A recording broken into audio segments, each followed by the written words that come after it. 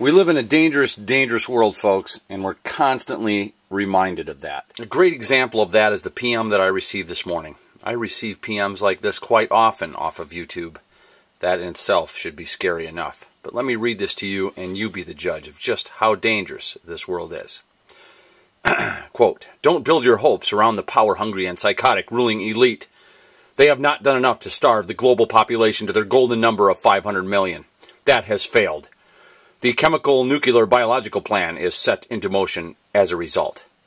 If you really want to survive the planned food starvation of this demonically possessed individual, I suggest you build large, thick, concrete pools with outer lead isolation on some patch of land and cover them with radioactive repellent windows, which are shock absorbent too.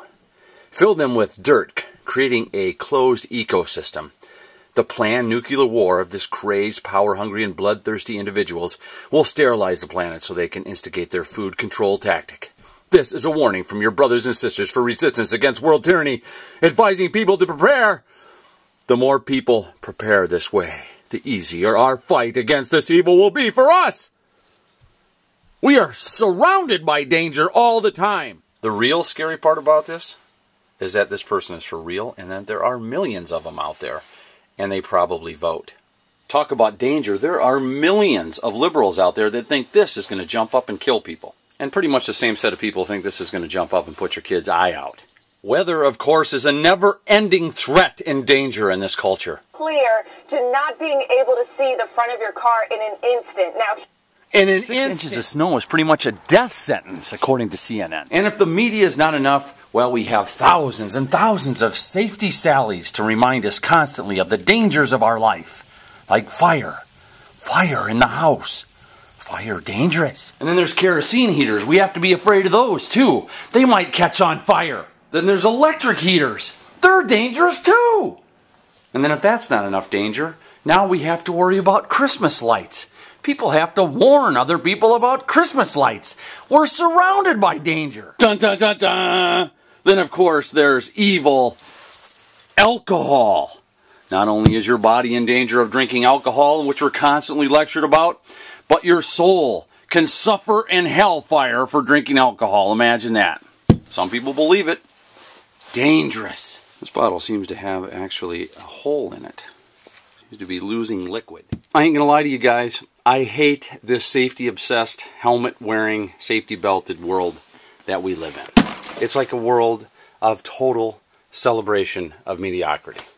It's a celebration of effing nothing. Especially considering just the fact that the top 3 causes, the top 3 leading causes of death in these United States. Number 1, obesity. Number 2, smoking. Number 3, heart disease. That's the top leading causes of death in America. Not drinking, not guns. Guns are a very, very small amount. Yet, tons of laws are made up over this to seemingly protect us. It's like all the liberty-stealing laws that are made up to protect us from terrorism, from a few idiots. We've got to lose all of our liberty. In fact, I think we've lost our minds over all this safety crap. I am here to talk to you about a very important safety issue. It's a relatively unknown safety issue because no one wants to talk about it. Mass media will not touch it. Yet it affects millions and millions of Americans every year around Christmas time. You will not get much safety advice on the Yankee Prepper channel because I believe safety is a personal issue and you should handle it personally, according to your own skills. But in this case, I feel like I must warn you. I feel like I've got to warn you of this because every year, warm, big-hearted Americans open their doors to relatives. And inevitably, they bring their pets with them. Cats, dogs, untrained, unruly, unpredictable.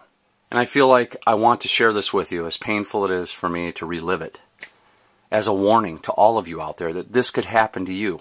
You innocently could be inviting your family to come stay with you, with their pets, and then taking them to a church Christmas play that your kids are starring in because you want to share that experience with them.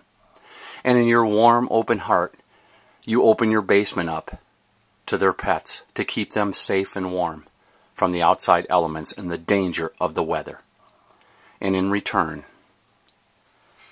this is what you get.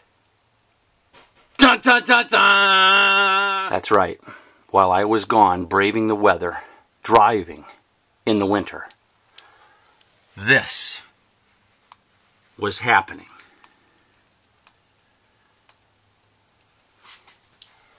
This is the result of letting my family stay with me with their pets. Let me assure you that there was no sign that this beast could act in such a manner.